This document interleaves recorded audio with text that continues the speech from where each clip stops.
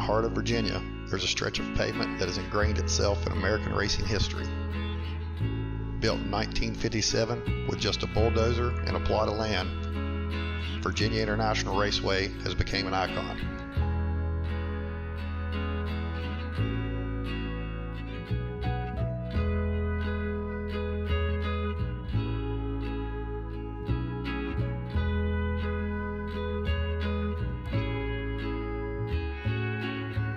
Over the years since its reopening in 2000, it has hosted IMSA, the American Le Mans Series, NASCAR, SCCA, and Champ Car races.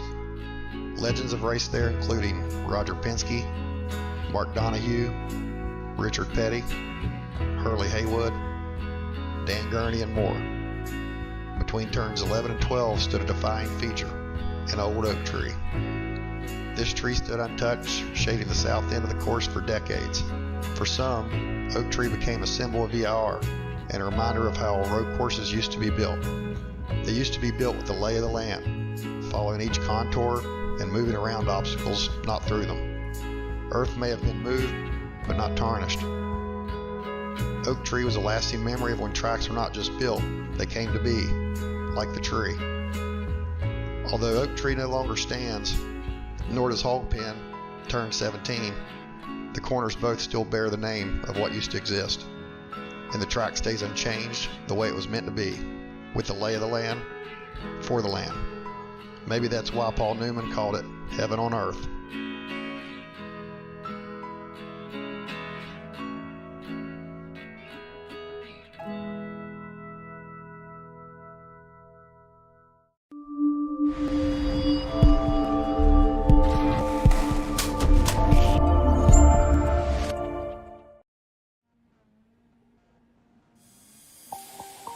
In the 1960s, Virginia International Raceway was both feared and revered.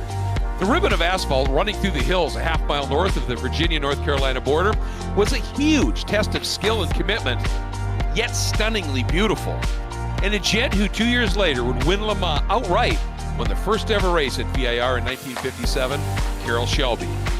It also hosted the first ever IMSA GT race back in 1971, won by the legendary pairing of Peter Gregg and Hurley Haywood in a Porsche 914-6. Sadly, though, in the early 70s, the track fell on hard times and, combined with the fuel crisis of 1973, the track closed and reverted to the farmland from whence it was born.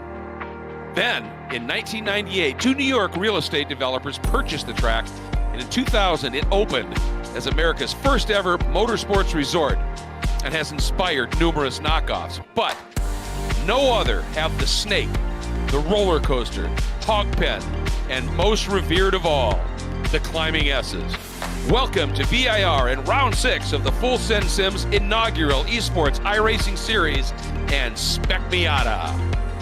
Hi everybody, I'm Greg Creamer. Great to have you with us. Joined once again, most fortunately, by Kyle Heyer. And I'll tell you what, Kyle, if you've never been to this place, people just can't grasp those two sort of dichotomous scenarios. It's so gorgeous here, and if you haven't been here, you can't appreciate it.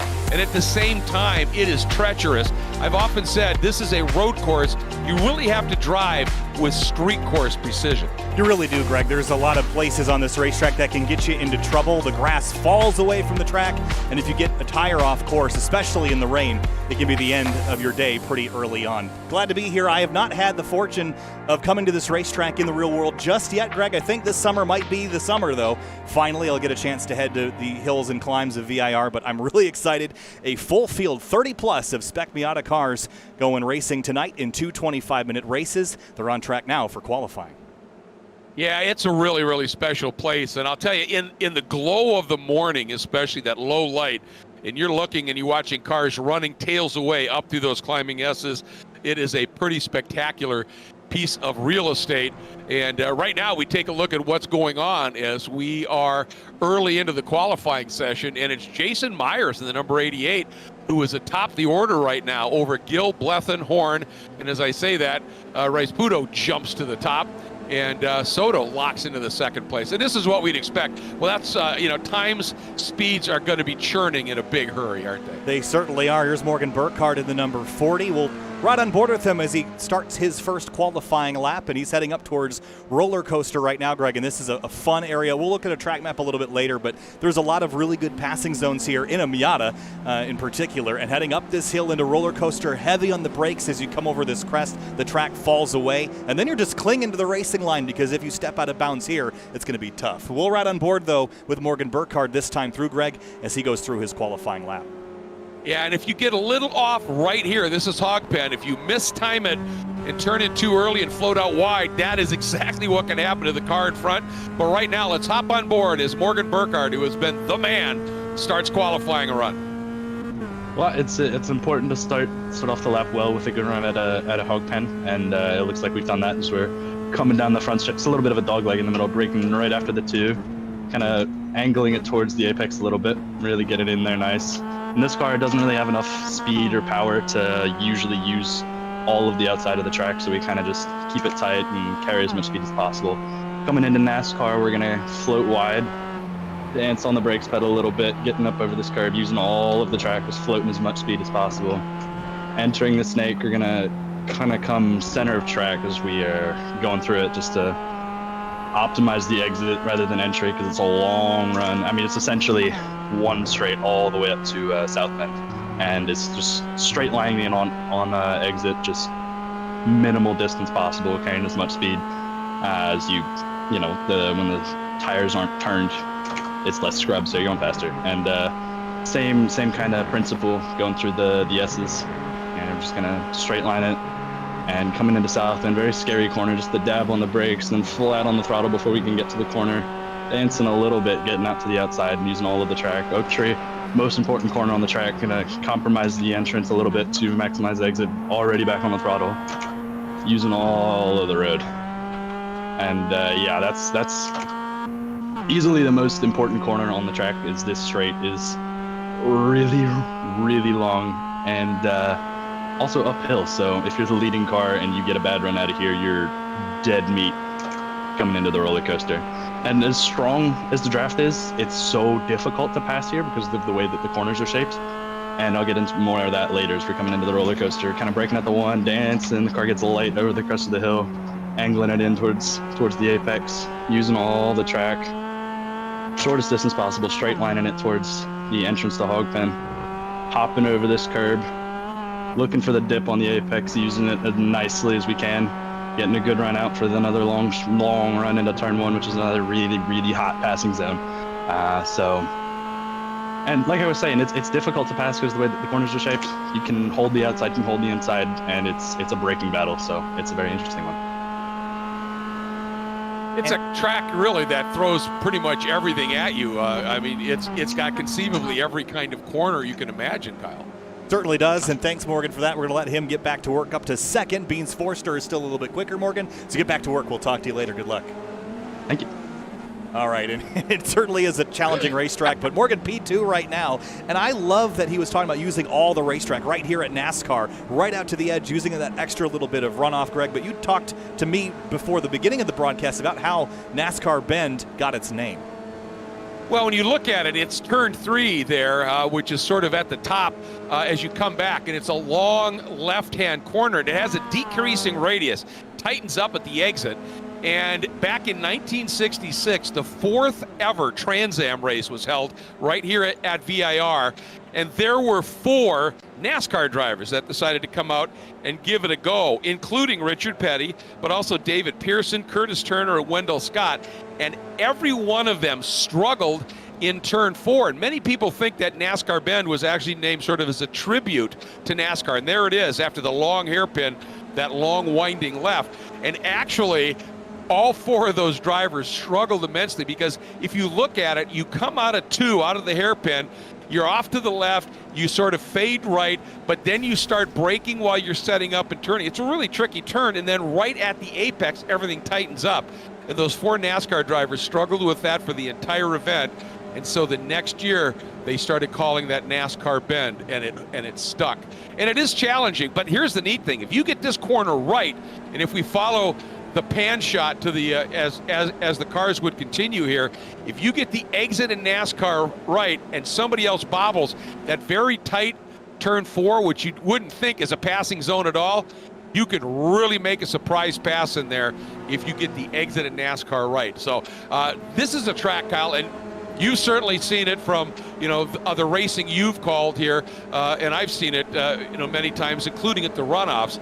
This is a track where in this type of a car, you can surprise people with passing opportunities. You really can, and I love that term because I've been surprised many, many times here in iRacing, driving up towards roller coaster in particular, and it's one of those turns that we talked about 10A and 10B at Road Atlanta last week where as a attacking driver, you can go one of two ways, and I never seem to figure out which way is better to go or which way to defend going up the hill. It is really challenging. You can make the pass on the left or the right. You can force passes here as well, especially if you use the chrome horn a little bit or maybe the door paint. Right. But obviously we're not looking to do a whole lot of that tonight. But it's going to be important to qualify with a field of nearly 40 now as we get about halfway through qualifying. Yeah, it's a big field, and this section here, these climbing S's are amazing, but this turn coming up South Bend that Morgan was talking about, it's a blind entry. As you turn in, it goes off camber, which means it's negative banking. It falls away, and it is a massive commitment corner, and it leads you, as he said, into the most important corner on the track. Very similar in a way to turn 7 at Road Atlanta, where we were last Thursday night. So you've got to get the drive out of that last turn, and if you screw up and run wide into South Bend or whatever, you're cooked on that lap for a multitude of reasons, not the least of which you won't roll speed you need through turn 12, or what they call Oak Tree turn. And I'll tell you, Kyle, we were talking about this before we came on the air. I missed the Oak Tree. It added such, I don't know, it was a touch of class, of elegance, of beauty to this track, and we miss it. And of course, it just fell over. There'd been a period of a huge rain, and then a big windstorm blew through, and it just knocked it right over. You know what the real tragedy is on top of that, Greg? Here in the simulator, iRacing has the ability to kind of preserve things as the way they were. And when they rescanned VIR, they removed the old version, so we can no longer drive under the Oak Tree, which to me was a mistake because we have the ability to go back in time at a lot of racetracks, and we didn't get to do it anymore. Here's Caleb Patry in the 998 running 5th right now. Some new names on the board I'm seeing. Joshua Soto in the 77. He's up inside the top 5, as well as Celine Roland is back, this time with a great-looking livery on this car, kind of fuchsia and lime in that number 87, the Hickson Motorsports car. And Eric Mickey is here as well. He's a driver I've seen plenty of times across the iRacing service in a variety of different chassis, so good to see some new names up here as we get past the halfway point in the season. Yeah, and Alex Jackie, a newbie, and he is sitting right up there in the 6th spot. So there are definitely some newcomers here, and I love that. It adds to the mix, adds to the excitement here, and it makes it happen. And those of you who are wondering, why did that last turn, which is also another incredibly tricky corner and another really important one, and I'm going to jump ahead of myself just a little bit here, that corner, because of the speed of Hogpen compared to the speed of the Oak Tree turn and how tight that corner is, even though the straight is 4,000 feet from Oak Tree down to Roller Coaster and only 3,000 from Hogpen down to the tip in at turn 1. Sometimes your straight line speeds are higher on this shorter front straight because of the exit speeds and the speed you carry through Hogpen.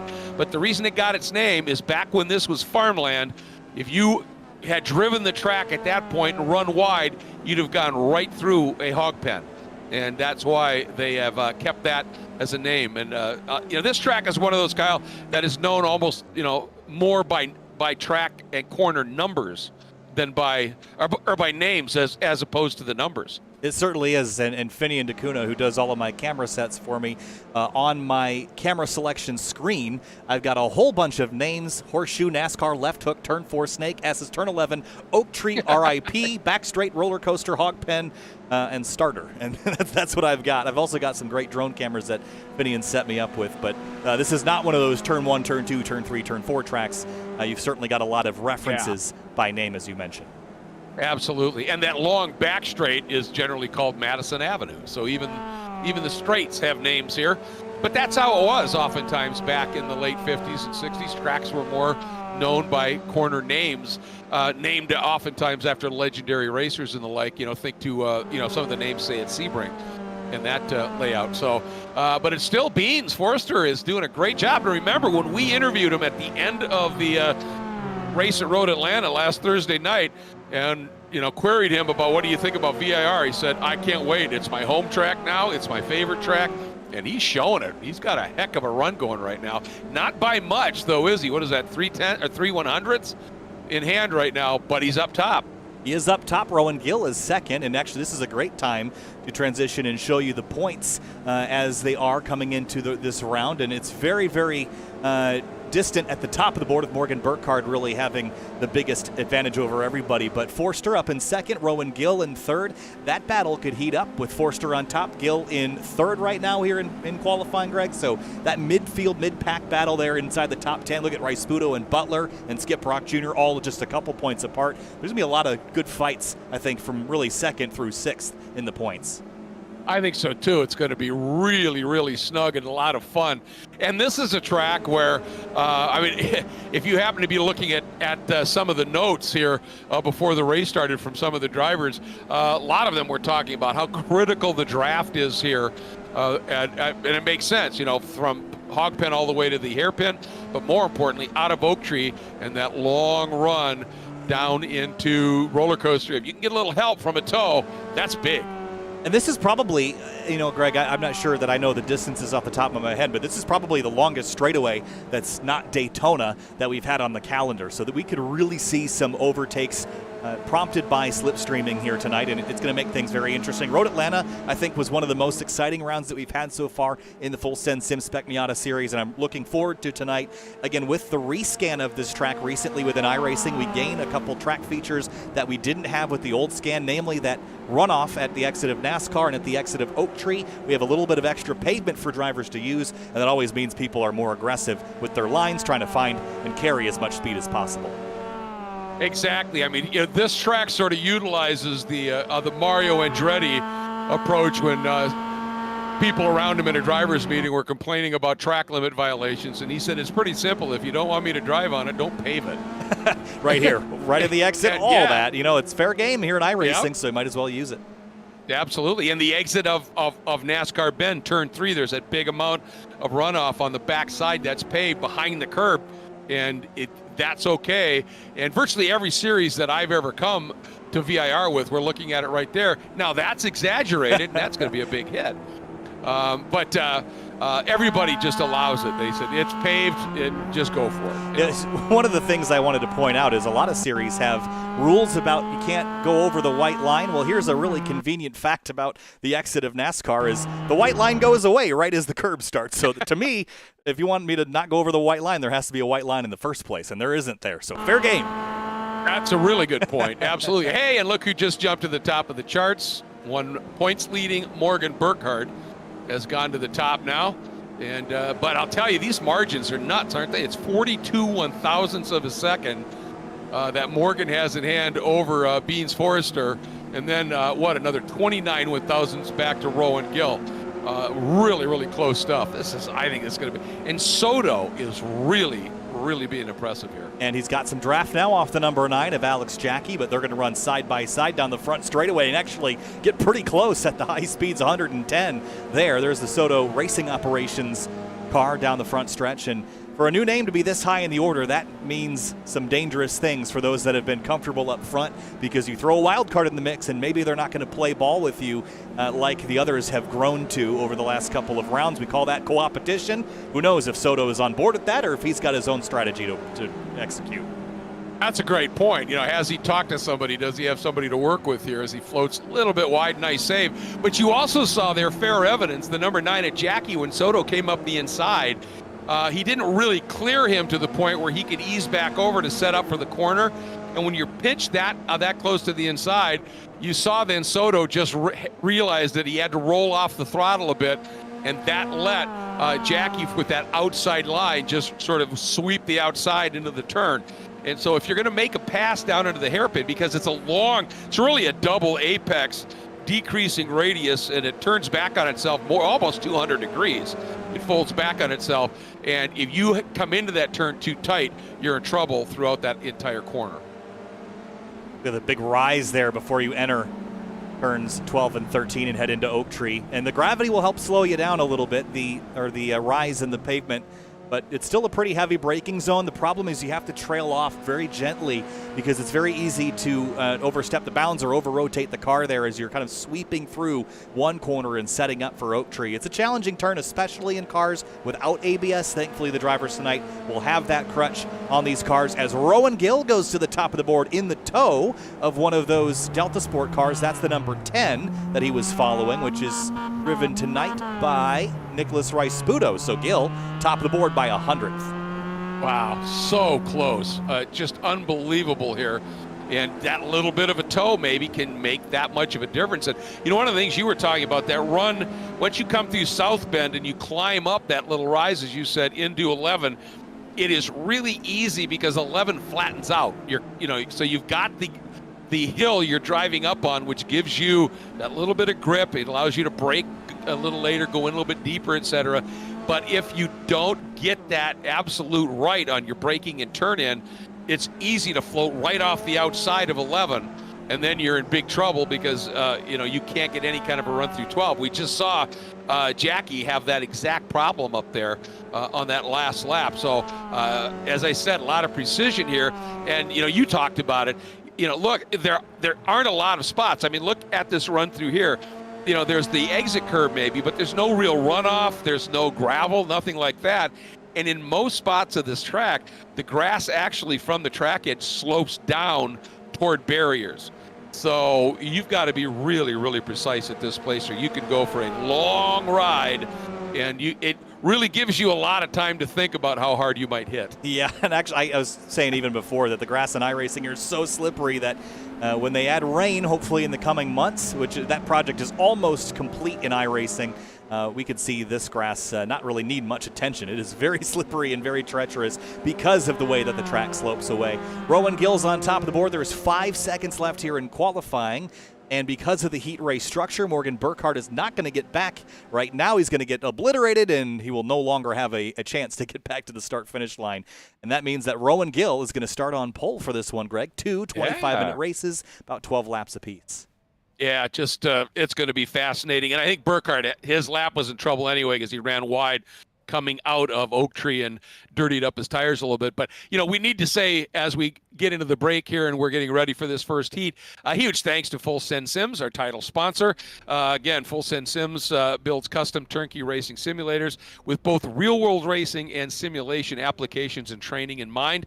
And people that have used these custom rigs, they have all reported faster lap times, and that pretty much says it all. We also have a couple of wonderful presenting sponsors, 3P Logistics, that offer logistical support for you, your family, and your race car. They'll take care of everything from booking flights to helping you get your way back home, along with tailored trackside support. Final Turn Motorsports, it's a full-service prep shop and trackside support. Dyno Tuning, a Miata tranny builder, they do it all as well. And just a quick reminder that we have some awards. P1 through P3 on the season, at the end of the season, they'll all get trophies. P1 will also receive a direct drive wheelbase. P2 will receive a set of load cell pedals. And P3 will receive a choice of an H-pattern sequential shifter or a 2-year paid iRacing subscription. And a quick reminder here that if you're back, 4th, 5th, 6th in the points yet, don't give up, because anybody who's an FSS or a Full Send Sims admin or an instructor are eligible for the trophies, but not eligible for sim hardware prizes. Now, the one caveat there is Morgan Burkhardt was brought in mid-season, so he will be eligible for this first season. But just because you're outside of that top 3 at this stage, don't give up. You've still got a shot at having yourself able to win some of that really cool hardware. Good stuff. Practice makes podium, Greg. That's the Full Send Sims motto. And big thanks again to Final Turn Motorsports and 3P Logistics. Great look at the field. This is going to be a nice, long, full pace lap, Greg, and that means that drivers will have plenty of time to get heat in their tires and their brakes. However, given the weather here, 97-degree Fahrenheit track temp, they're not going to need too much heat to get things a little overly greasy, but rolling under the starter and heading out onto the racetrack. And obviously, good opportunity for that one last look before we go racing. Huge field.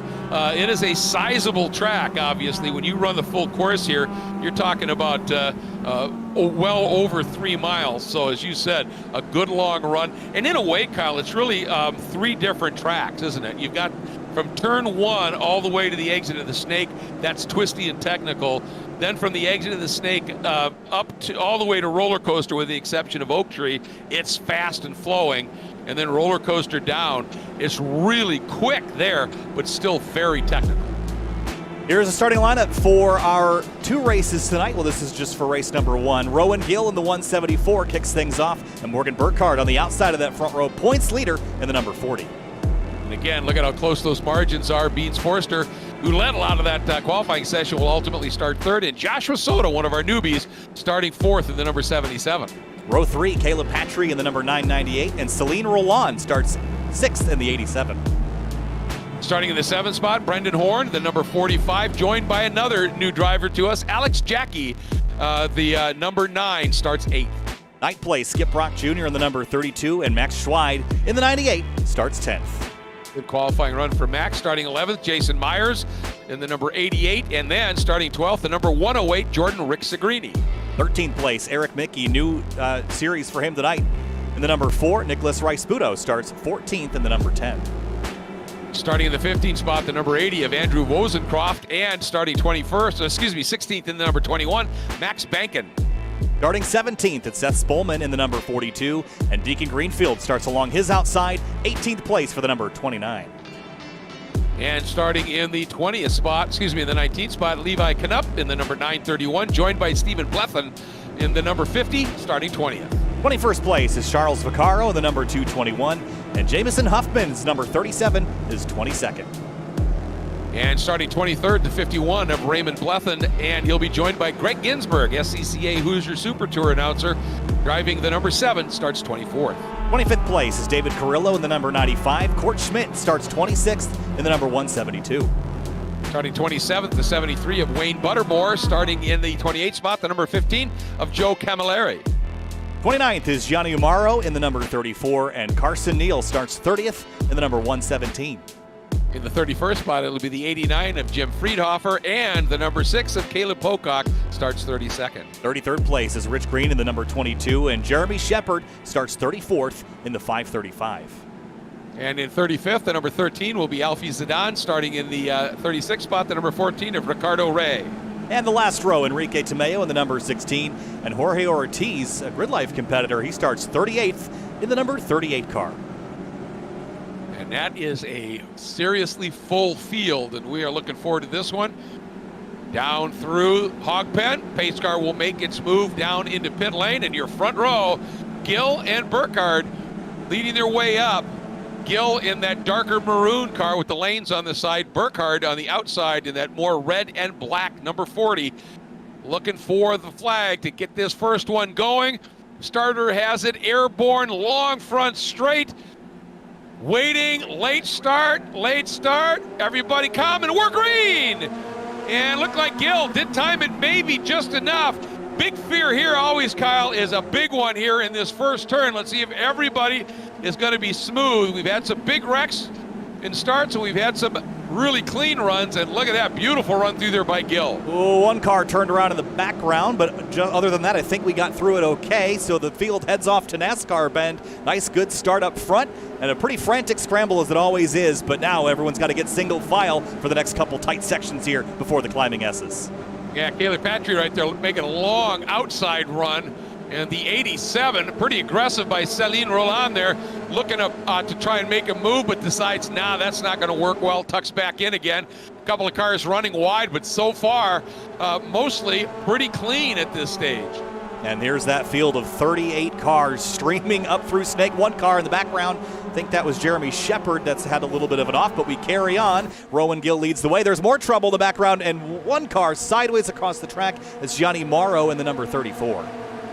And fortunately, everybody, for the most part, able to be evasive and not get caught up in it. First time now through South Bend, and right from the off, Burkhardt pressuring Gill big time up through turn 12. Here's the climb, then it flattens out, and here we go through Oak Tree, or turn 12. Hugely critical run. Gill, Burkhardt, and Forrester, they are pretty much covered by the proverbial blanket. Then the gap back to the 998 of Patry, and newcomer Soto having a pretty solid run as well. But look at that pack behind Soto and Patry at this point. Burkhardt Thought he might try a little something there. Does he want to lead early, Kyle? What do you think? I think he's going to stay in line. They see this gap from Beans Forster back to Caleb Petrie. Trouble in the background. Couple cars scattering, and Jason Myers is going to go for a ride. Can he keep it out of the wall, out of the cones? That was a great save there, Greg. Blast through one of the cones, but back in line. Yeah, you would have bet money he was going to smack something there. Let's see what happened. A little touch here with the number 10, possibly? Oh, yeah. Oh, yeah. Wow, what car control that is in the grass to get that thing back on course. That was wild. Yeah, just a fabulous save by Nicholas Rice-Budo was the guy that he got in contact with, and Nicholas was able to continue the 51, having a bit of a moment there as well. Jason Myers hitting pit lane. I think he's got some damage maybe to the steering. Knocked in a toe link or something, but he's going to have to hit pit lane, unfortunately, on lap number 1. That was a pretty good clout that he took. And look at this, the 998 of Patry has made up some ground, and looks like he's hauling Soto with him here. These guys are trying to join that lead group. Yeah, this is great. I think this is Patry's goal here, is just to relink these groups back together. You don't want to be distracted by playing defense when the drivers behind you give up on catching that front pack, but Patry knows if they work together and at least behave themselves and stay in line, they can run that group back down. And that's his goal right now as they weave through the section called the Snake. And like we heard Burkhardt say, you're literally flat out through that whole snake, which means you enter these climbing S's at a serious rate of steam heading up into these climbing corners, car shifting side to side, weight transferring, inside unloading. If you hit the curb, it gets airborne significantly on the unloaded side. Just a joy to watch. And man, that is a great graphics package on that car, isn't it? Look at him picking up that inside rear wheel on the braking down into Oak Tree. That was phenomenal, but he's made up a bunch of ground in the braking zone and has run up to the back of Joshua Soto. Roland started in 6th, had a real aggressive move on the opening lap, but didn't make anything of it. So he'll rejoin this group and try to move up inside the top 5. And that Hickson Motorsports, that team really active in the Mazda MX-5 Cup. So he's done some racing for them as well. So he gets these cars. Look at that, just that little bit of a break here for Gillen Burkhardt, maybe 4/10 back to Forster right now. But there's the kind of compression of the field back into the roller coaster as the front two have to be a bit more conservative and not run into each other. That's going to bring Patry into the mix, Soto and Roland. It's really now 1.2 seconds back to Skip Brock Jr. In the background, side by side down the hill, Eric Mickey, Deacon Greenfield, and Andrew Wozencroft in that red and yellow number 80, the ketchup and mustard car, right in behind. Yeah, that's really aggressive stuff. And did you see the air that Gillen Burkhardt got as they made that turn in as they exited roller coaster and started to set up for Hog Pen? They caught some air over the curbs up there. It was pretty spectacular. This was Nicholas Rice-Budo going off at Hog Pen and went for a really wide ride, but got it back in group and back to P16 with that moment, but kept it out of the wall. Well, that's one of those corners that is really, tough for a race car driver because it requires patience. And you can't turn in too soon or you're going to run out of road on the exit because it falls away literally down the hill, and the track also falls away from you in terms of banking. And if you turn in early, you never get it back to where you need it to be, and off you go as we hop on board with Wozencroft here, running in 13th spot, Mickey right in front of him. And right in front of Mickey is Greenfield, and these guys having a really good battle right now, trying to crack that top 10, currently held by Rick Segrini in the 108. He's a little farther up the road. Some clouds over VIR here as well. It's dropped the track temp a little bit. We probably won't see that be a huge effect on the handling in the short term, but maybe if it continues to stay cloudy, by the time we get to race 2, we could see some grip levels come up a little bit. It really is a 6-car battle at the front, though, and maybe some contact in the background. Heard some bumpers clanging together. Big slide by the 87 on corner exit. Roland with the save. Got it gathered up and didn't lose too much either. Is that maybe one spot he dropped? I don't think he dropped any spots. No, I don't think he did. Sixth. I think Soto had a little issue out of that turn as well. Watch it here. Yeah, Soto got bound up big time as he went in. Woof. Yeah. And there was a touch on corner exit there as well. What it was. Yeah, I wonder if Soto maybe missed a shift and that got Roland into him, but I don't see any damage on the nose of the 87, so he should be fine. And the rear bumpers is probably the least important part on any race car. So send it, we're good, we'll carry on. Keep on running here as we're now underneath 19 minutes with about 18 and a half to go, winding their way down through the roller coaster. And here this is what I'm talking about with Hogpen. You've got to get every ounce of speed out of that turn, but you can see it drops away right before it climbs onto this front straight. And you've got to be very precise through there. I mean, you're going to hear that a lot because that's how you have to run this place. And look at this, starting to get, well, I thought for a minute it was going to open up a little bit of a gap, but Forster and Patry with the line they were running were able to just get right back up onto the back. And it was 6 cars, but after the little touch by Roland and Soto, it's now a 4-car battle at the front. And Forster's fighting Gill pretty severely in the points for second place, so he's got to keep the pressure on and maybe follow Burkhardt by when he goes to make his move. But Morgan and Rowan are working together pretty well. They've done that a couple times this season. And Forster, will see if he plays the game or if he decides to maybe take Caleb Patry with him and go somewhere. But right now, pretty orderly at the front of the field. Back here, though, a little frantic. That 13 car is a lap down. That's Alfie Zidane. As we watch Stephen Blethen, Rice Sputo, and Jamison Huffman in the pizza car fight for 14th place. Pizza car. Love it. That's the best. We hop on board with him, as you can see, it is peppered with pepperoni. Having himself, obviously, a lot of fun out there right now. There's a look at the number 10 of Rice Sputo. And Huffman's up a handful of spots. Yeah, he is. Started 22nd, running 16th. And I love watching, again, these cars are carrying a lot of extra ballast to make them drive like a NB generation Miata. And they like to move around a ton on the suspension with that extra weight. And that's probably why they're picking up that inside rear wheel on the entry to Oak Tree. It's really fun to watch. A little touch there between Huffman and Blethen as they trade spots. Yeah, it's an aggressive move there as well. So Jamison Huffman is clearly on the move and comfortable with it. Look at this, side by side as they're working through. Is that Forster with Burkhardt? Yeah, they kind of trapped Gill a little bit and got him offline and tried to do the freight train, see if it's going to pay off here. But the problem is now is that Gill at least has the right line, and that was the smart move right there by Forster to just tuck in, because otherwise he was going to be really slow through Ogpen and onto that front straight. And we'll see if Rowan Gill is happy to sit back here, if he'd rather lead this race. But they're all kind of orderly, and they're bringing in Roland and Soto back into the mix. They're only about a half a second behind, and that's within drafting distance. Here comes Forster to driver's left into the horseshoe. Like I said, if you can get that guy, pin him to the inside, it really slows down his entry speed. But right there, Forster was not quite close enough, far enough alongside to have sort of come across the bow a little bit of Gill and pinched him. And as a result, right there, look at that, Kyle. You see those two guys side by side, and immediately 2, 3, 4 car lengths open up for Burkhardt. It's dangerous to have Morgan out front. We've seen him being able to run away from the draft, even at places like Daytona. And Gill knows that. Gill knows he's got to keep in touch with him, but they've lost 4/10 to him in the first sector, and they're going to have to wait until after Oak Tree to be able to draft him back, maybe get some help. So Forster goes from having to work against the 174 of Gill to now having to work with him to stay in touch with the leader. And the one thing that has just mesmerized me, and I mean that, with Burkhardt since I first started watching him run, is his precision. And for instance, coming out of 5 and 5A on this lap, the amount of, he used every ounce of track, just like that, right to the very edge, but never oversteps it by much, if at all. And it's spectacular. Watch this. Yeah, I mean, look at that. Right to the edge of the curb, like not even leaving an inch. He actually has the sidewall of the tire hanging out over the edge of the curb over the dirt, but not touching it. That's just incredible precision, as you mentioned.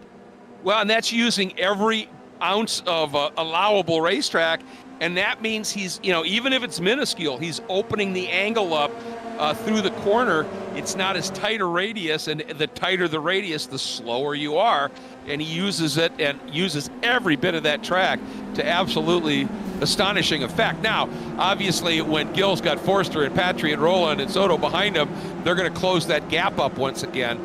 But Burkhardt, it's just a joy to watch him run. Look at that, hopping that curb. Those cars going almost full airborne up there. In essentially, that's turn 15, or 16, excuse me. It's a fun corner to take, and the one thing about iRacing, and especially when you get to the higher faster cars like the LMP2, you have to, in iRacing, take that same line and throw the LMP2 over it to be fast. And thankfully, the suspension damage is weak enough that you won't ever run up and end up with damage issues on that. But in the MX-5s, they'll take that all day long, get it airborne, 4 tires off the ground. It won't care. You can just hop any curb you want, provided that you don't end up on a wall on the other side of it. Bathurst looking at you. Yeah, exactly. Rick Segrini and Jackie right now having a really good battle. That blue 108 of Rick Segrini and that black number 9 with that red stripe right down the nose. But the guy in front of these guys right now, you know, I am just delighted for Skip Brock Jr. because he and Wozencraft in particular have found themselves pinatas and pinballs here, not of their own doing in the last few races where they've had good runs going and then got hit and then just bounced around. Right now, Skip Brock sitting in 7th spot. Yeah, he's about 4 seconds adrift of that lead group of 6, but he's having a clean race, and it's a race that we know he was capable of, you know, with his pace and ability. And it's just nice to see him not struggling. As right behind him, Horn got a little wide. And here comes Rick Segrini and Jackie. And Horn, nice save to gather it back up, but lost a couple spots. That was a wild ride over the grass there at the exit of South Bend. And yeah, to his credit, these drivers have been doing a great job getting off track and maintaining control of the car. It's very easy to get turned around when you get off course here. Look at this battle back here. That is Greenfield, Wozencroft, Eric Mickey, and Nicholas Rice-Sputo in their group of 4. And we're seeing groups of cars begin to formulate like this. But for the lead, Rowan Gill pushing Burkhardt, and he was within 100th of a second, so I switched over in case there was a pass, Greg, but it's very, very tight here at the top. Yeah, just incredibly close racing. And no matter what Burkhardt's doing, he just can't shake this group right now. And, you know, part of that is just the way that they can tow each other around here. There's so much of this track in these cars that's just flat. You do get a nice little tow. And you can see right there, you exit hog pen, and instead of running way out over there, you know, with these cars, all you're doing is running a longer line than you have to, because you can stay tight like that and not scrub any speed. So everybody just sort of stays tight, and then at that little kink heading into turn 1, they just let it float out and get in line for this never-ending turn. Whoop, one lap car. Wow, that was close. That was Alfie Zidane in the 13. That was almost trouble. Collected Patry, yeah. There's first, yeah. That'll get your heart thumping. Really will. You see it in the mirror before you see it out the windshield. That's the scary thing, is you'll all of a sudden see your mirror full of some car, and it's not something you saw a moment ago. Here's Max Schweid in the 98 and Greg Ginsburg in the 7 in the Oreo car, fighting for, looks like 19th place, and Blethen up in 18th. Hopping on board here with Ginsburg, and these onboard shots are absolutely great. And here you go. This is that tricky NASCAR turn right there. Tightens up, and you've got to have your line absolutely spot on through that section of track. And here's 4, and then once you get out of 5 here, you're pretty much flat at this stage. Now let's just listen on the onboard here. Greg Ginsburg got flat, only lifting just to push the clutch in and get it to the next gear, but he was flat from turn 5, as you mentioned, still flat, and he will still be flat until we get to South Bend, which is about 15 seconds away from here. And there is trouble. We're going to cut this off because there has been an accident up the road, and Alex Jackie was involved, and I think Skip Brock Jr. might have gotten a piece of this, Greg, so let's go back and take a look. Oh, boy. Oh, the 13 again. This time collects Skip Brock Jr. And Jackie on the outside there loops it in the grass.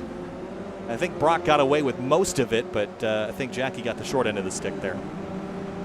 Yeah, and I'm just not sure that he understood that those cars were coming through. And that, you know, that's all part of the game here in terms of track awareness.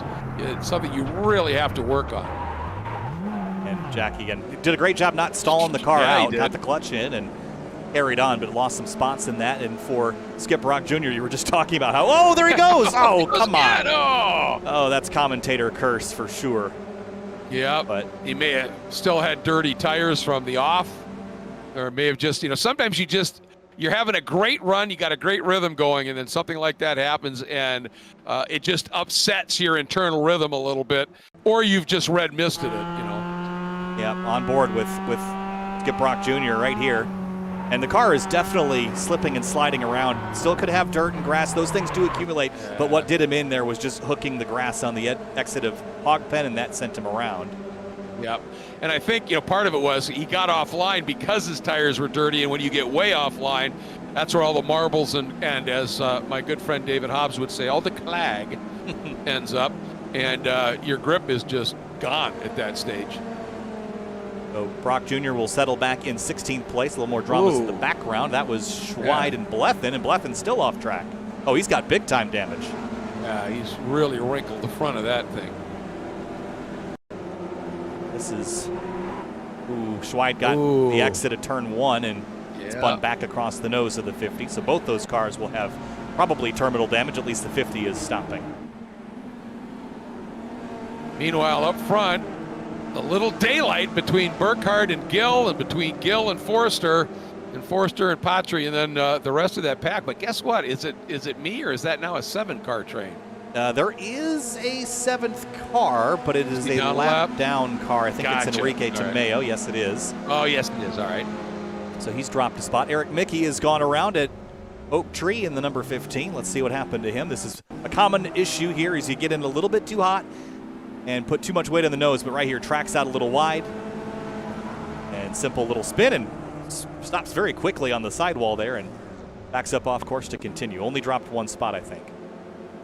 That was a great recovery, but I think what happened there, that was he was 3rd in line, and so you're driving through not only your windshield, but 2 more in front of you, and he just did what we talked about before, got a little bit wide right as that track kind of raises and flattens out, and it just skated on him.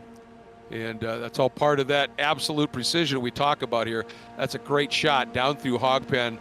And you can see the amount of speed they carry, and then that little kink as they come down the front straight.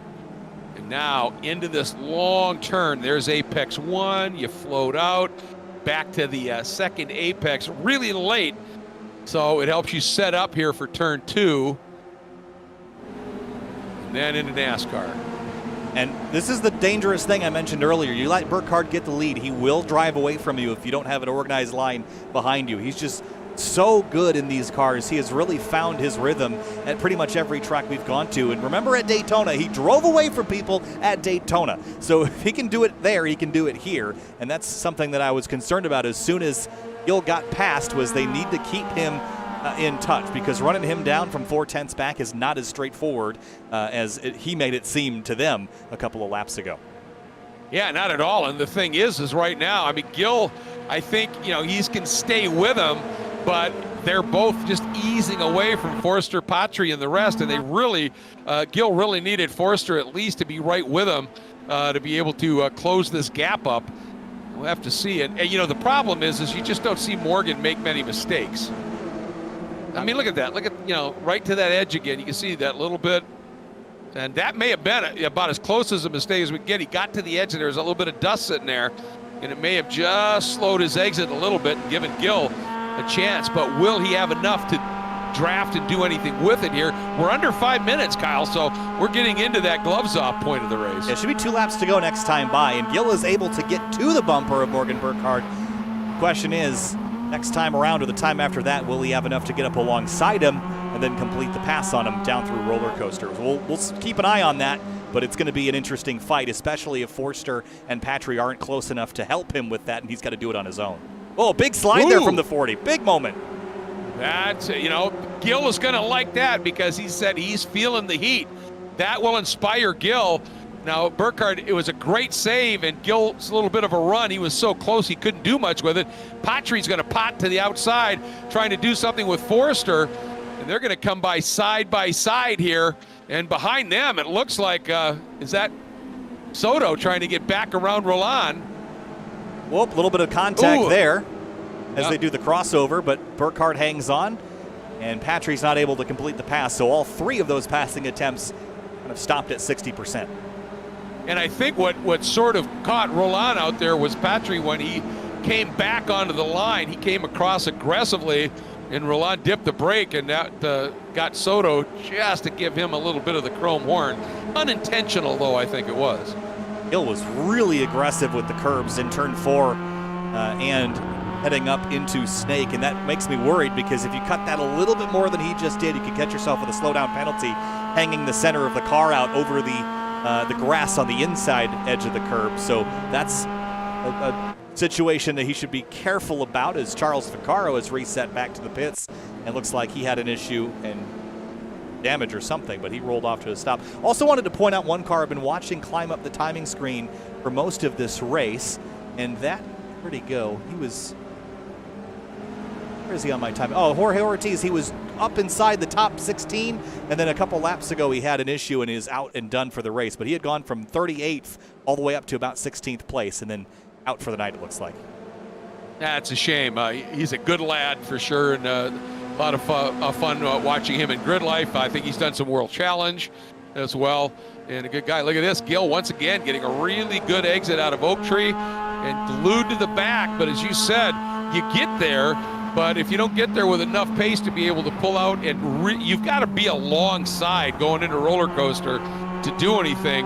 And either Gil is saying, I don't have the pace and I'm not going to risk it, or he's saying, I don't want to show my hand just yet.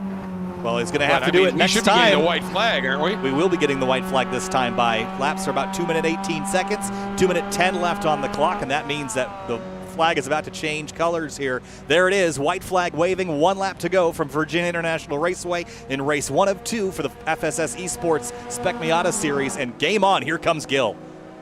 Yep, 6 cars covered, and Gil went to the outside and took Forster with him. Forster thought, all right, we're going to push our way through. Then Gil tucked back in again. Now Forster floats out a little bit. And Pat, no, he can't. He can't get his nose back down to the inside. And a lot of movement, but no real change. With the one thing being, Forster is well and truly part of this battle for the lead now. All going to come down to that run up the back straightaway into roller coaster. That's where the pass is going to happen here. I don't think Gil is going to try to do it before then, but he's got to focus on the exit of Oak Tree. The challenge is Burkhardt's going to do exactly the same thing, so he's going to try to back up that entry to prioritize that exit, and maybe Gil tries to strike then and throw him off, but we'll see. Well, and obviously, as we talked about, Burkhardt doesn't make any mistakes. If he does make an uncharacteristic one, certainly Gil will pounce. But here we go. Now this is up through the climbing S's, and Gil gets a really good run in and through there. But now into South Bend, what happens? Oh, Burkhardt, a little bit of a slide, squares up, and look at that. He exited, gave himself just a little bit of room, but look at Gil around the outside. Can he make it stick? They're side by side. Gil gets forced out wide, almost got touched by Forster. Forster might have an opportunity, and Patry, I think Forster had to check up, and Patry's coming alongside. Wild Oak Tree, but that's going to leave Burkhardt with a bit more of an advantage than he had going in, because Gil was crossed up trying to keep Forster and Patry behind him, so they fight for third in the background, but Gil is not to Burkhardt yet. 2 tenths back, 1.5 tenths back. He's so close, Greg, but doesn't have overlap. Yeah, he just didn't get it there, and he pulled out a little early for some reason. I'm not sure why you would have done that. You would have wanted to stayed in that draft a bit deeper. Now it's all down to, will Burkhardt make a mistake? He almost dropped off the backside of that curb.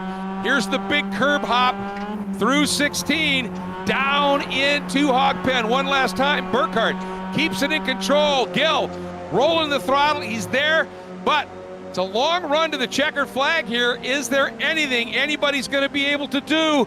Gil just not close enough. Checker is out. Burkhardt comes through for the win. Ooh, that was a good battle back to the stripe. One car off, final corner. There's Brennan Horn off in the grass.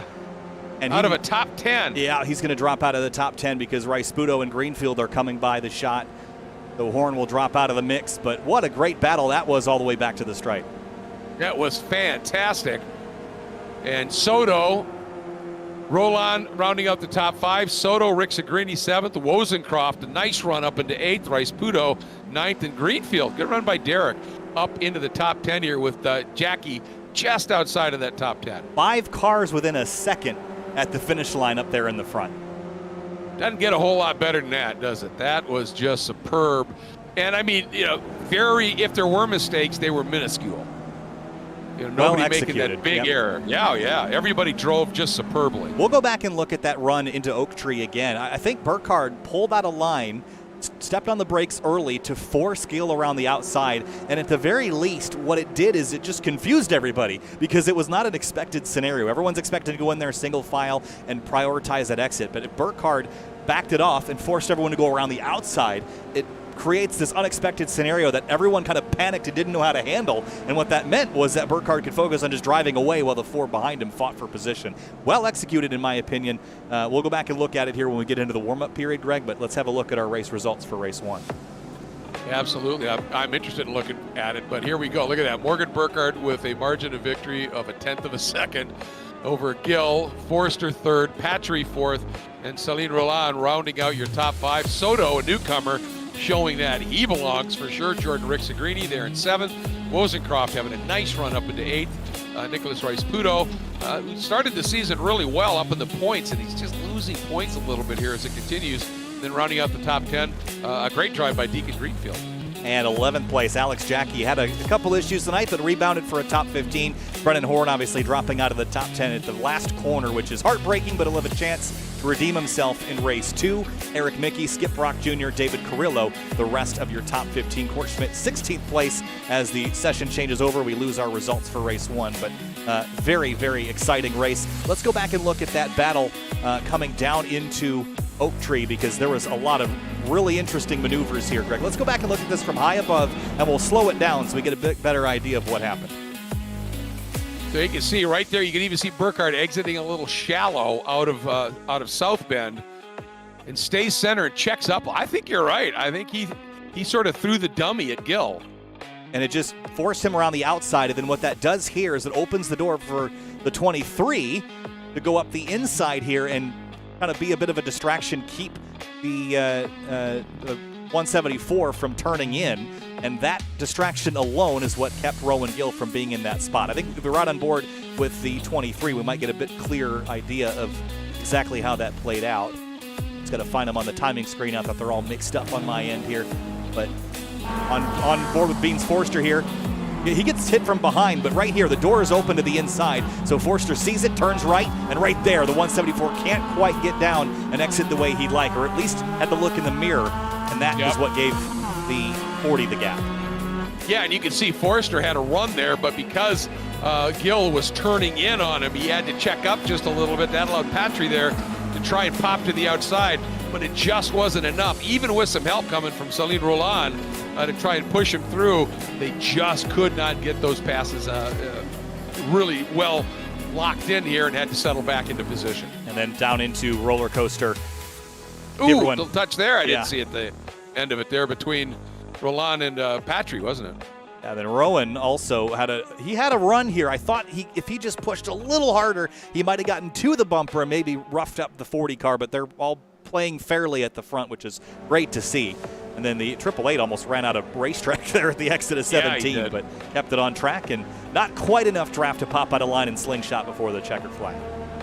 And one of the nice things about these cars is they're so compliant over those, when the curbs are fairly aggressive, that in a lot of cars, you hit that that apex curb in hog pen, and it can unsettle a car if you've got a really stiffly sprung car and just throw you wide of your line, and you're never going to get back. These cars, they just absorb those bumps a little bit, and you're able to use those curbs a lot more aggressively, which just makes things look really cool. No question about that. Hey, I just want to remind everybody here that Full Send Sims offers one-on-one instructional sessions. You can book them on their website, fullsendsims.com, and literally you can have Morgan Burkhardt or Beans Forster or Konrad Chacek. They will work with you one-on-one from your sim, wherever you're located, in their sim, and help you figure things out. If you're struggling at a certain track or certain part of a track that's coming up, you can set that up and work with them. And every once in a while, Full Send Sims also announces a racing school, and that's free to all league members. And if you're struggling a little bit in terms of your pace, or you're banging out a few too many fenders at the end of races, you might want to just think about that. And they often talk a bit about incident avoidance and racecraft, but also they'll just work with you on pace as well. And so don't forget that opportunity. And I say that because we talk about how if you're outside of the top 3 in points right now, and not too far behind that, keep in mind some of those instructors or admins don't get that hardware. So even if you're 5th or 6th right now, you could end up with some hardware. And if you're 7th or 8th, taking one of those one-on-one instruction sessions might just get you into that scenario. So never give up. I really like the idea of using the sim as a coaching environment, mostly because a lot of that translates directly to the real world, and you can run programs like Motec or any other telemetry program. They work with iRacing data, so you can actually compare your brake traces and suspension movement and all that, and you can get really technical. And I know Kenton Cook on the World Challenge side, and he's run some IMSA stuff as well. He does coaching in iRacing and uses the Motec software and other softwares like it to really dive into what his clients are doing wrong or doing right. And it's pretty fascinating because while you're losing a little bit of that seat of the pants feel, what you can do is look at the data, look at the hard data of inputs and outputs and how the car is handling, what it's doing different, how it handles curbs and banking and things of the sort, and you can really dive into the details, which I think is a really underrated use of the simulator. Oh, I agree. And, I went with, sort of spent the weekend down at the Sebring Hoosier Super Tour event with Court and the Full Send Sims rig, and they have 2 sims inside the back of the rig. And there were guys that were racing that weekend that were coming in, getting some, buying some sim time and bringing their coach in. And they were in one sim, and the coach was standing behind them on a headset with full audio, and the coach could turn around and look at displays and see that data you're talking about. And it was live coaching on site. Then those guys would get out, hop in their car for a session, and apply it immediately. That's pretty darn cool stuff. Really cool stuff as the field gets gridded for race number 2, Greg. And clouds are still over the racetrack. Let's have another look at the weather. And it hasn't changed. The air temp has dropped a little bit, but the track temp still around 96 and hovering. Pretty breezy, though, 13 miles an hour of wind out of the west. And, Greg, I don't know my cardinal directions at this track very much, but is that giving us a headwind or a tailwind anywhere? Well, let's see.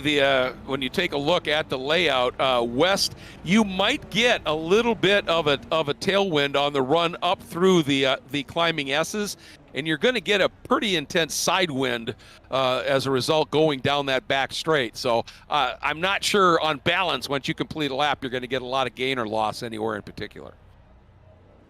So as the field grids up, we'll get ready to go racing here again for another 25 minutes. No field inversions or any funny business. Everyone is starting where they finished. Now, Morgan Burkhardt is gridded. Rowan Gill has not yet. And I think he's going to miss. Oh, he made it. No, he didn't make it. He's going to be starting from the pits because he didn't make the grid in time. Oh, man. What a shame. That is catastrophic.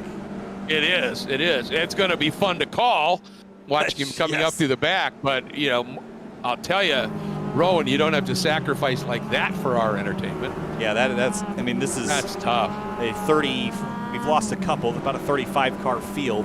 And you're not, again, the start-finish line is actually beyond the pit exit. So at some tracks, like I'm thinking of places like Watkins Glen or something, the first pit stall is actually past the start-finish line. So all you have to, it'll just tell you to wait for the green and then you can accelerate. So at a track like Watkins Glen, you can roll out right at the tail of the field. But here, you have to wait for the field to entirely go by and then you can start rolling. So that's a tough situation for Rowan Gill. Yeah, I'm sure he's sitting in that sim right now, a bit frustrated. But, I mean, he sure made that first race entertaining. We'll see what he can do for the second one. But that now, as you said, sort of totally upsets the apple cart with Burkhardt, Forster Patry.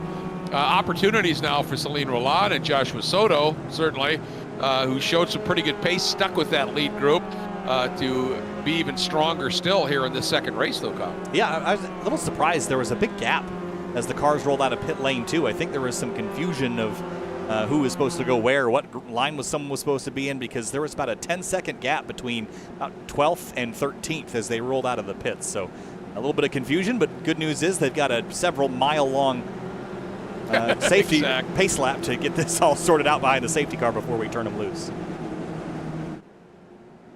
And I was going to point out, when we get a shot, sometimes you can see it off to the right here. We just lost it. But during some of our shots, you see the villas on the outside of the climbing S's. Folks, if you ever want to go to VIR and have the best spot ever to have your hotel room and watch racing, it's in those villas. It is superb up there. So keep that in mind. Trying to see if I had a shot of I've those. seen it a few times, Man. but it's usually the tails away up through the climbing S's. So Get a chance to see them. I need to go get some more B-roll if I can't see those things. But maybe it's just in the background, right there, in the background. Yeah, Vegas game in the background. Right. And there's also a lodge on site. Whoa, trouble behind. Sorry, Greg. There's There's cars turned around in the pace lap. Well, you know, that's what happens when you get that gap that you were talking about, and then, okay, we get on the straight, and let's accelerate and try and catch the field. Yeah, right here. There's going to be a big checkup. Look how fast they're going, and then right here is the checkup. Yeah. Oh, man. A couple cars with some major damage there. Well, suddenly Gil's thinking maybe it's not as bad that I wasn't starting at the back of that line. All right. Lights out on the pace and safety car, so we're looking forward to getting this 25-minute second heat or race 2 of the doubleheaders, however you wish to look at it, underway. There goes the pace car making the move into pit lane, and Morgan Burkhardt bringing the field up side by side. And that's Patry that's up on the outside. Yeah, you get to fill up the row when if a driver doesn't take the grid. So the entire row moves forward. And here we go, Greg. All right, green flag back out. We're racing again, and Beans is going. I had a great starting spot. Now I'm back a bit again. And let's see what Patry's going to be able to do from the outside. Roland takes a look down to the inside, tucks back in. And so far, this is only partway through the first corner, which goes on forever, but so far things are looking okay. Patry keeping that inside now as we head into NASCAR. Forrester, does he clear him? Looks like he did. That was going to be really tight. Oh, look at the dive from Roland. Oh, that was tight. Almost made contact, but got back in behind the 998 of Caleb Patry. That was very close. Boy, Max Bankin trying that same thing in 4, and he made it work, actually. So that was some great awareness. I think that was Steve Blethen that he rocketed through on as we take a look at Wozencroft there. A couple of cars bit off song. Would that be maybe... That's Soto and Roland. And I think, Greg, if we go back and take a look, I think they're going to cut a little bit of either NASCAR or the left hook.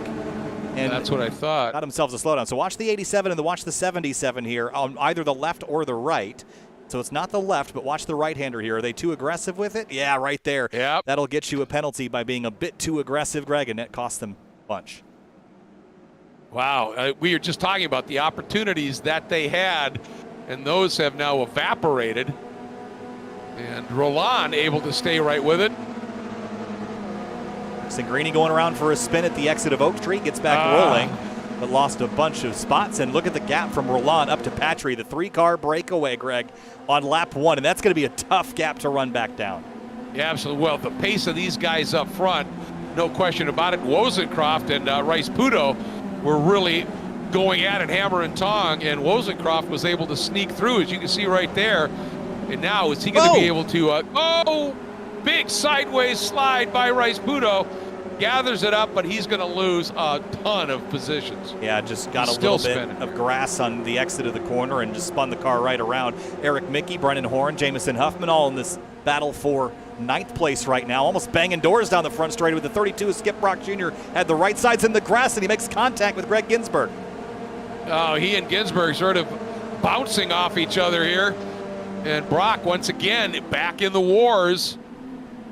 And he had such a good run going in that first race. Oh, and Brock, I think, just got into the back. And then of the red car, and then Jamison Huffman, Brock bounced into him, and Huffman straightened him right back up again. That was Eric Mickey that got the receiving end of that. Max Schweid off at NASCAR. Hang on to it, hang on to it.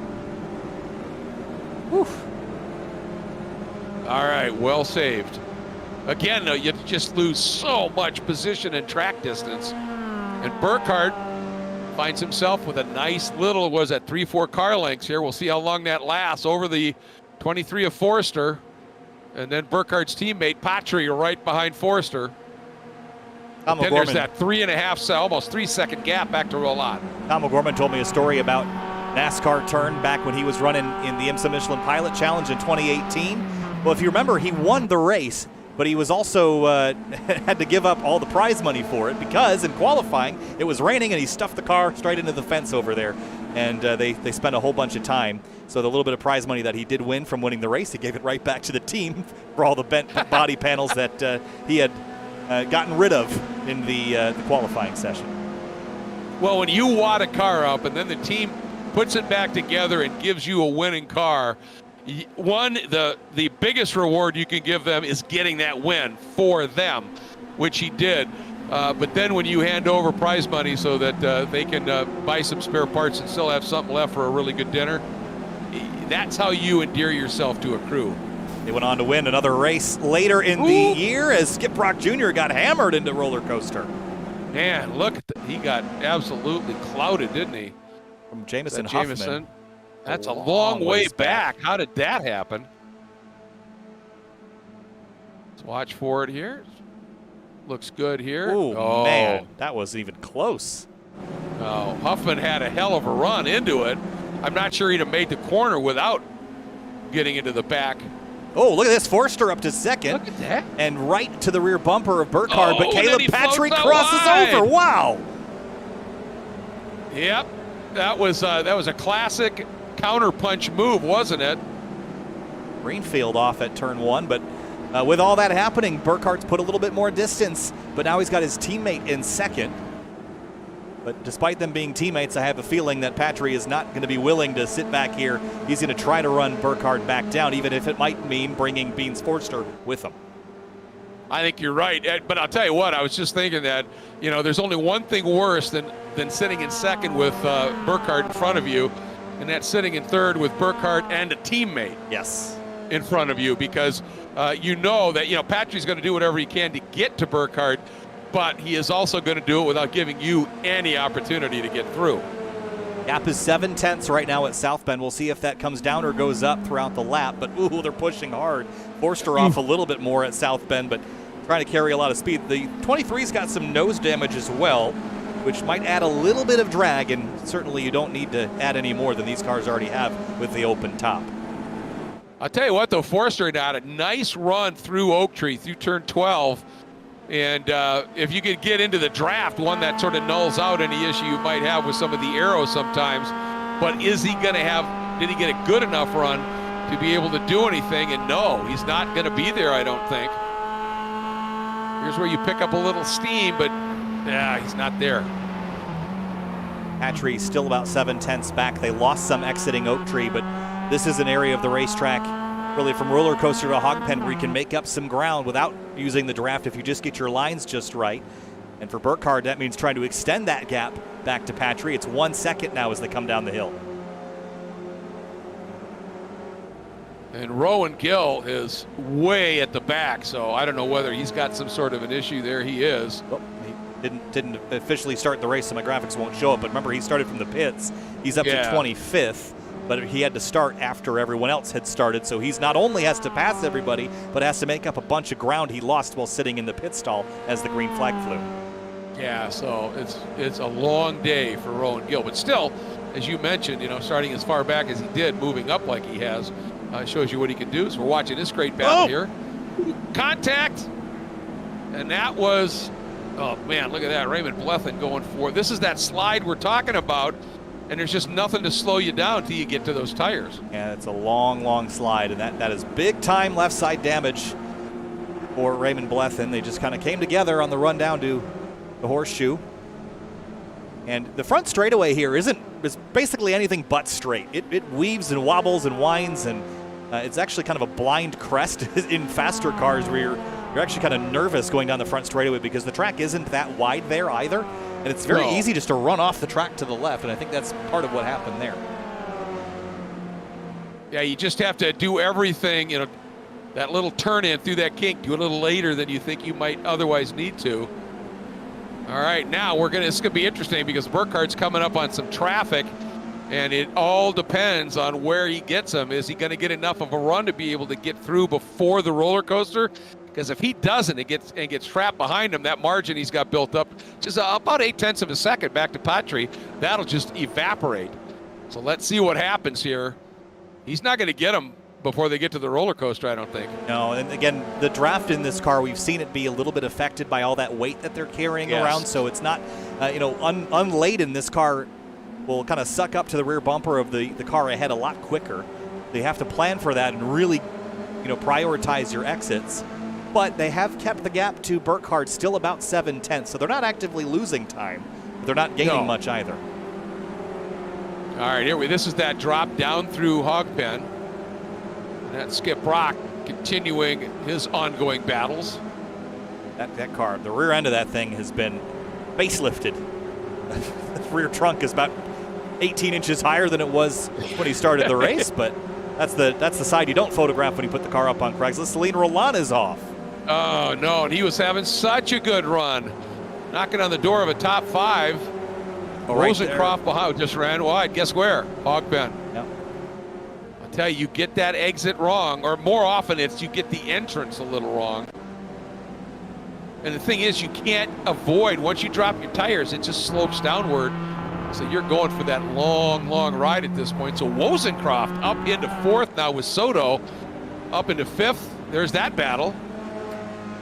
This is a lap car, so Soto's back a little bit further, but it's holding up Rosencroft at a critical section on the lap. It's going to let Soto gain some time back. Though he's still got some work left to do. Eric Mickey, by the way, first night in competition, race 1, got turned around at Oak Tree and finished, I think, 11th or 12th. Right now, though, 13th, it looks like, up to 8th place. He's had a pretty good run so far and has David Carrillo within striking distance ahead of him. Yeah, 5-position gain here in the first 10 minutes of racing, not bad. And also for Horn in the number 45, who had that laid off after looking like he was going to have a really good run, has fought his way back up into 6th right now. Look at that, 6-spot gain for Brendan Horn, doing a nice job, and that's that lap car, I think. And, whoa, Skip Brock Jr. again goes off course, this time at South Bend. Oh, man. Been a night to forget for the 32, at least in race 2. And the frustrating thing is we've seen it, Kyle, he's so quick. He's easily a top 5 car, but he just seems to, he's that guy that if he has any luck, it seems bad. A magnet for incidents, unfortunately, and whether or not he's the positive or negative side of that equation, it's been more not his fault than it has been his fault. We'll say that. But speaking of what, look at how far back Forster has dropped now. I wonder if he did get hung up by that lap car a little bit. We'll go back and look and see where exactly. So this was coming up the back straight, so it was even before that. So maybe into Oak Tree. Let's ride on board. I wonder if he got off course and maybe right there he's a little off, but kept the tires on the road, and maybe here does he step off track a little bit? Oh, right there. Right there. Big center corner correction. But look how much time, that little mistake. Oh, now he's really off, this time at the Horseshoe. This is turn 1. Well, I saw him right as I was about to talk about how far back he was. He just really attacked the hog pen. You can see that car really step out, and I went, boy, he's really pushing hard here. And, of course, that just means you lose time. Look at that. He could never get it turned to the apex. Good. Yep. So it was 3rd, ends up 6th. Drops in behind Brennan Horn. It's 1 second from Burkhardt to Patry. And look at this fight behind Eric Mickey. Jamison Huffman is here. David Carrillo is here. Carrillo got passed by Mickey. Now to the inside of Huffman. They're going to bang doors through left hook. Man, that was, and I'll tell you can make that pass, and he sure gave it a run, didn't he? Didn't quite get it executed, but that's where if you really get that drive to the inside, and then you can rotate the car and put it right where the guy you're passing would want to exit, you can make it happen. That was about as close as you can make it, the effort, without it actually executing. So he knows he's quick through there now. Eric Mickey up to 7th place. He's 1.2 back from Forster, who we just saw have a mistake at turn number 1. So I think Mickey could even get as high as 6th place, or maybe even 5th. If Brennan Horn has an issue, he's just 3.6 seconds ahead. Meanwhile, out front, it's the teammates that are 7/10 apart, but they've got no pressure from behind. It's 8 seconds back to Joshua Soto, and that means that these two can settle it amongst themselves, which is probably a dream scenario for the Delta Sport team. I was going to say, you know, for Patry now, he doesn't have to worry one whit about anybody behind him, and he can just go on full attack mode. And we've got Burkhardt dealing with traffic down through Hogpen, as we were keeping an eye on this battle as well, but that could really affect things. Here it is. Soto, Wozencroft, and yeah, Burkhardt definitely got pinched, but Patry now, is he going to get a little bit of a toe and be able to use that extra speed? And he's made up some ground. Made up a lot, made up half that gap plus some, 2/10 back. They cross the stripe, we're past the halfway point now, working lap 7 of 11. And Patry's got a big run to turn 1. I don't think he's going to force it this time, but they have got a huge gap, and who knows how racy they could get with that much comfort on their hands. Well, and I think that was wise there, because if he had tried to make the move down into 1, he could have lost an awful lot of ground if it went wrong. He made up the entire deficit that he had from Hogpen down into 1. So don't get too greedy, tuck in. Now you're there, now work on your racecraft. And we're seeing a great scrap here as Soto and Wozencroft, and Forster off again. I think Beans is probably really frustrated. He loves this track. It's his home track. He loves it dearly, and I think he's just driving with a little bit of red mist right now. Yeah, just gone from bad to worse. And this time it was middle of the corner, and it's the same thing we saw happen to him at Oak Tree, but that time it just bit him a lot more. Didn't have time to gather it up. I wonder if he, you know, if there was a bump or something somewhere where he's now struggling with something in terms of toe-in or something on the car. Yeah, there was a bump right in the middle of turn 1 on the prior to the track being repaved. There was a nasty bump in the middle of that turn 1 section, and it was very unsettling, especially in faster, higher downforce cars. But it could even throw a car like the Miata off, but that has been smoothed out with the repave and doesn't exist anymore. Big dive from Huffman at South Bend past Carrillo. They're going to run side by side to Oak Tree. And that Carrillo had the inside line, but he was awfully gentlemanly there. But now he thinks about stuffing it up the inside. They're still side by side. That gets Huffman off into the dirt. Big wiggle. And Carrillo couldn't do anything with it, but here comes Ginsburg coming up as well. He's got a lap car in the mix, but Ginsburg would be next up on this queue. And here they go side by side. Drag race to the roller coaster. He's got it. Does he have him cleared yet, though? Yes. Yeah, he does. But just. Woo.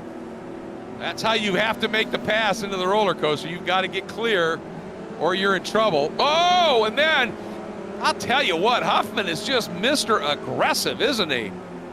He just took that with so much assertion. Yeah. He just went down there and stuffed it down the inside, and he got it. Meanwhile, up front again, the teammates back at it, 8.5 minutes to go. Patry and Burkhardt nose to tail, an 11-second gap. So at this stage, Greg, if I'm Caleb Patry, I'm Morgan Burkhardt, I'm taking off the gloves because we've got plenty of ground. Even if we loop the car, we've got time to get back rolling. So I'd be racing if I'm Patry. We don't need to work together anymore. No, I think that's it. He's caught him now.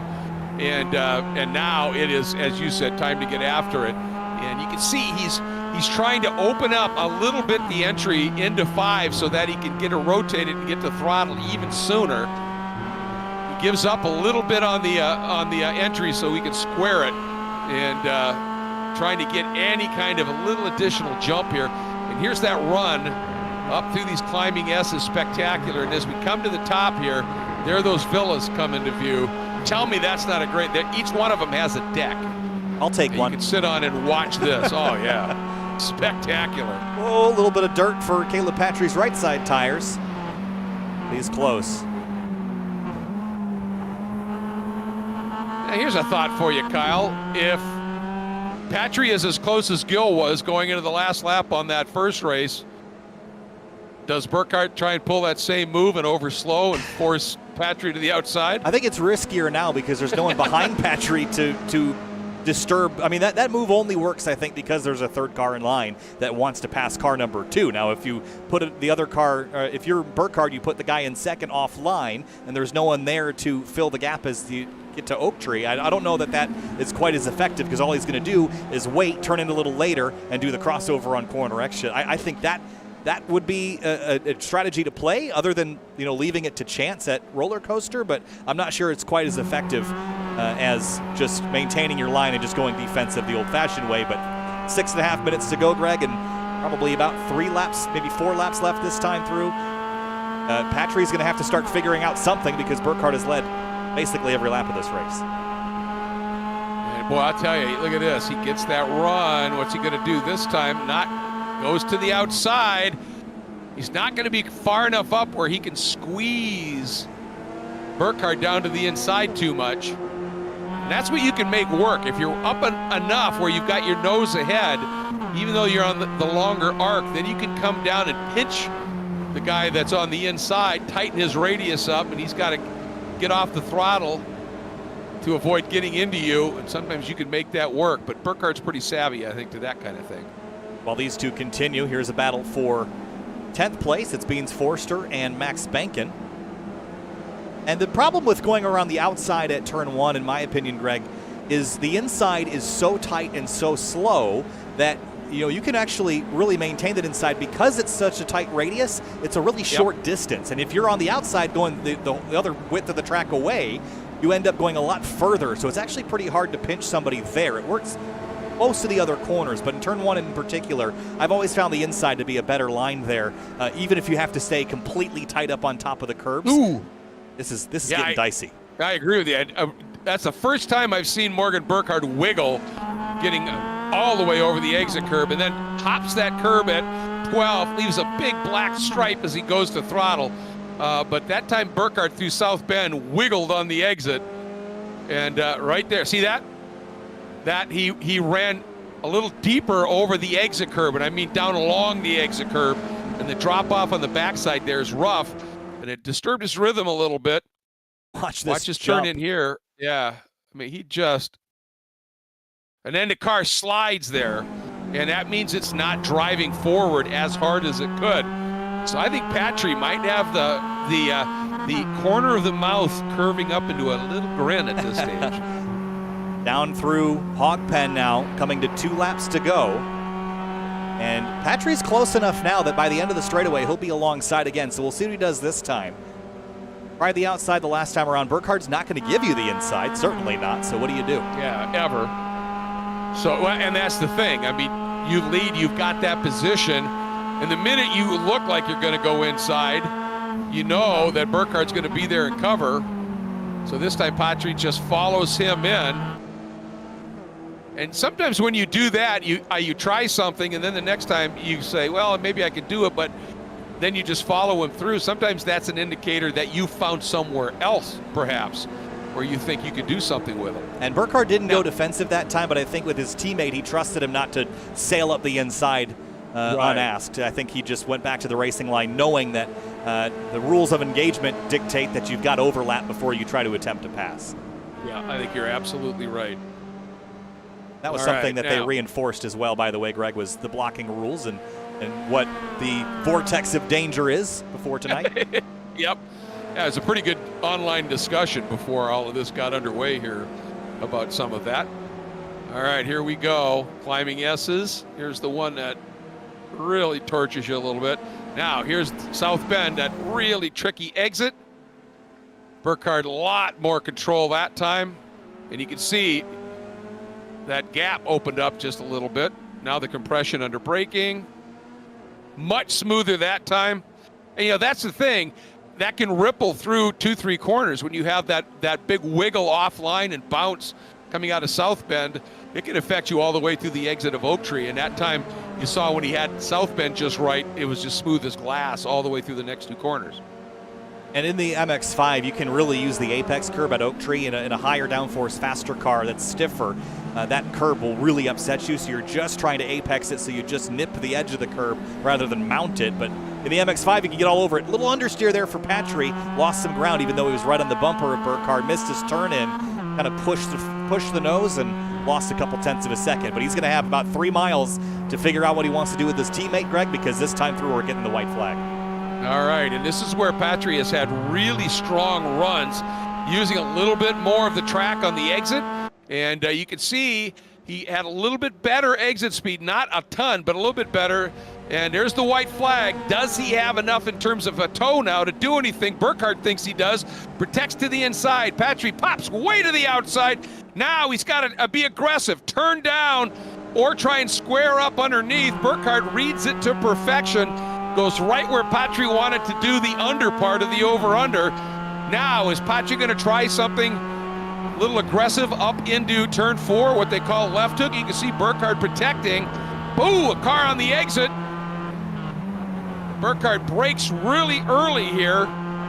Patry now tries to get some rotation through 5. Here's 5A. Burkhardt looking good. Patry a little bit better straight line through there. There's just nowhere to do anything here, Kyle. This is a dogfight here, but Patry has Burkhardt exactly where he needs him. He's right there on the bumper, so he's about as close as you can get without being ahead of him at this stage. So it's game on, half a lap left, and this is going to get wild. And there's enough room for 3 sheets of paper between those guys at points here. Here we come, up and over the rise. Here's South Bend. Burkhardt brakes early, make sure he doesn't overrun the exit. Beautiful job. Placing the car where he wants it. No games going in this time. Takes Patry way out wide as well. Here's the run and a ton of traffic in front of him as well. They might not get to the traffic, but Burkhardt got a really good exit out of Oak Tree. Patry didn't get a bad one, though. He'll be back on the bumper entering roller coaster, Greg, and then it's a battle down the mountain all the way back to the stripe. It's going to be, I don't know, about 30 seconds from now that we know the winner, but Patry's got a big run. Here he comes. Yes, he does. Does he pop to the left? He's going. Burkhardt staying put. Does Patry have enough to establish himself in front? He dives sooner to the apex. Burkhardt trying to get back to the inside. They're side by side down through the roller coaster. Now, here's the big curb hop. Coming up in 16, that's Patry's line. What can Burkhardt do? He rounds him up on the outside. Burkhardt still to the inside. Patry has to give it up. Floats the car sideways on the exit. Patry, as Burkhardt protects, Patry has a little bit better run, Kyle. They're side by side, and it is a long run up to the start-finish line. Does Patry have enough? The checker is out. Who gets it at the line? It is Burkhardt. No, it's Patry. No, Patry gets it. Changes up by 18 2 one-thousandths of a second. Oh, my goodness. Oh, right at the stripe from Burkhardt to Patry. Wow. Wow. Yeah, scoring just that instant, it showed Burkhardt, and then suddenly Patry was there. Wow. That was awesome. That's our closest finish of the season. I think that beats Sebring, doesn't it? That was 3 1,000ths. This is 18 thousandths, 200ths. Oh, 18 thousandths. Oh, okay. That's right. It doesn't go to the... Still, mighty close. Very, very, very close. Let's have a look at that again. We come back down. Here was the finish again. We'll do this from a couple different angles here and do this in full slow-mo so you get the full effect. But this is fantastic. And here Burkhardt has the advantage. Still does. Right there, that's where Patry gets it. And that is your margin of victory.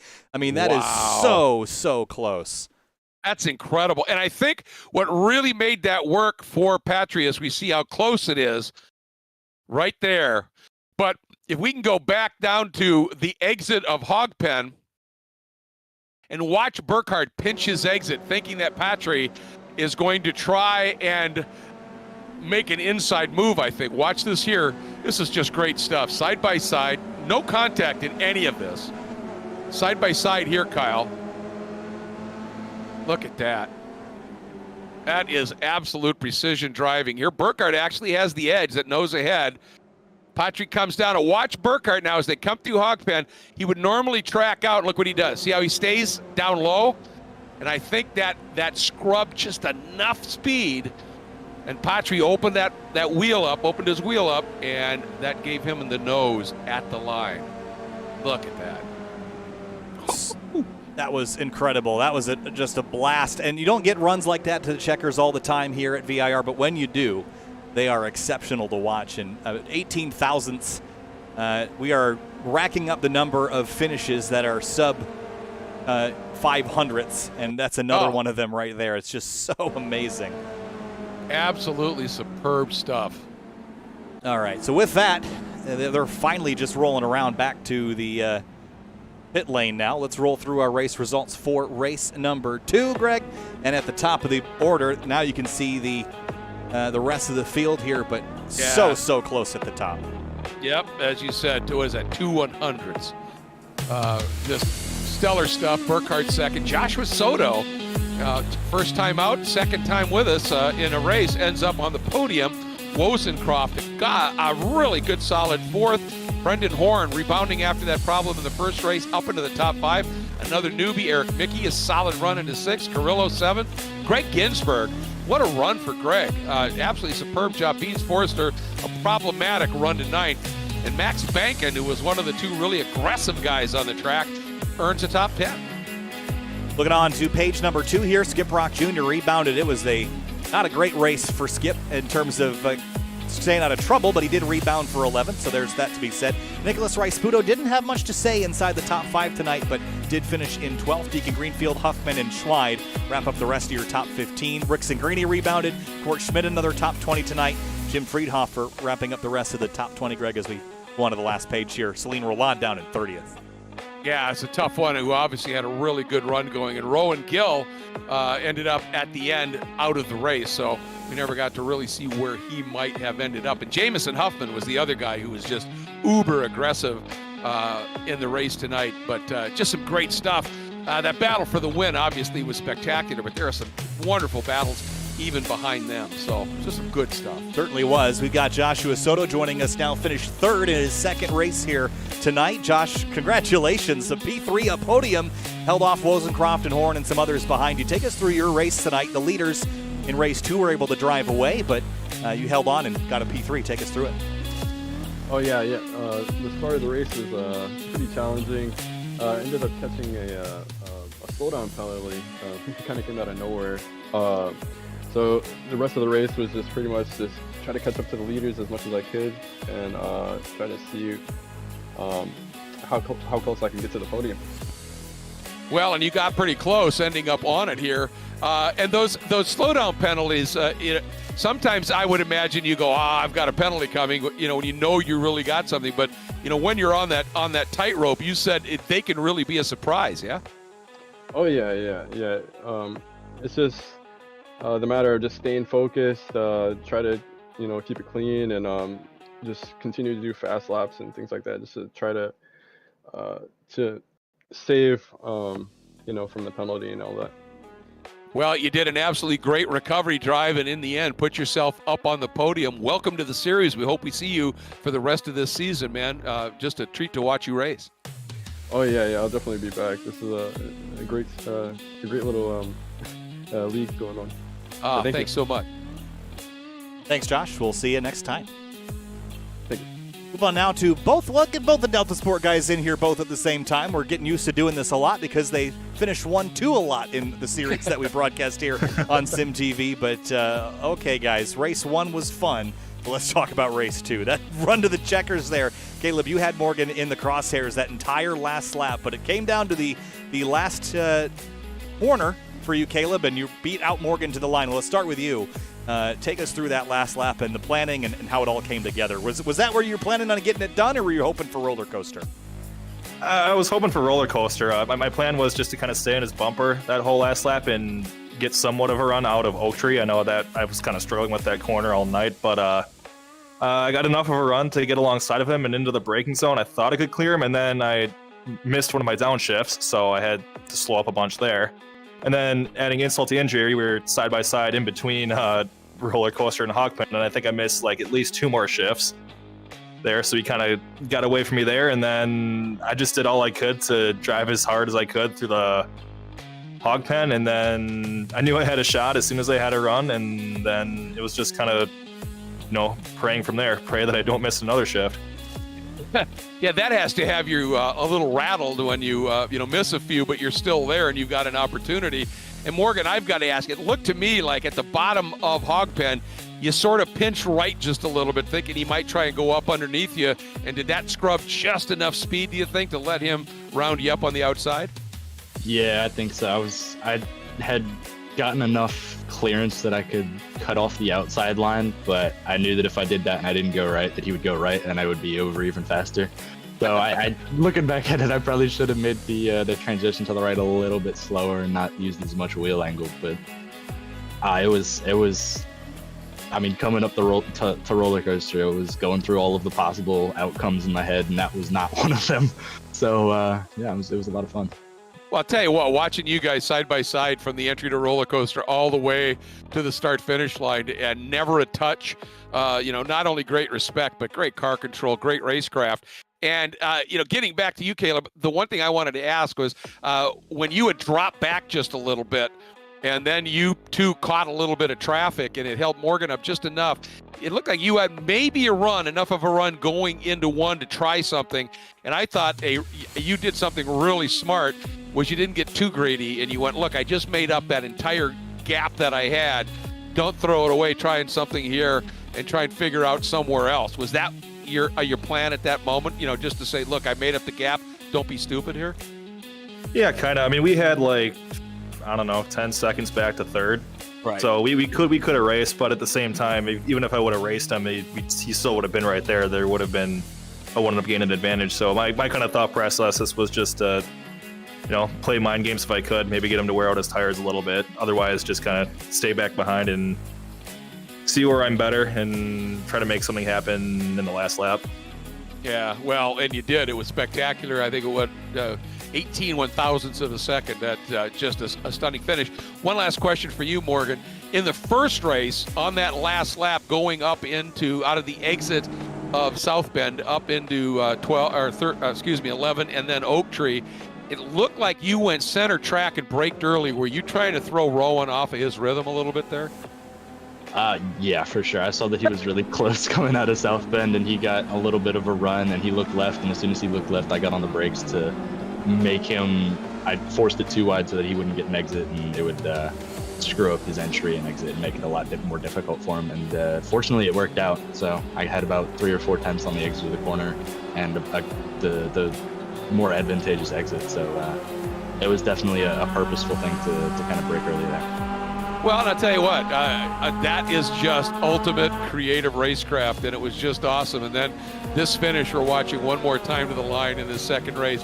You guys may have been teammates, and the potential was there to just, end up, all right, let's not race each other, let's not be boring. And in the end, you guys gave us an absolutely incredible show, so thank you for that.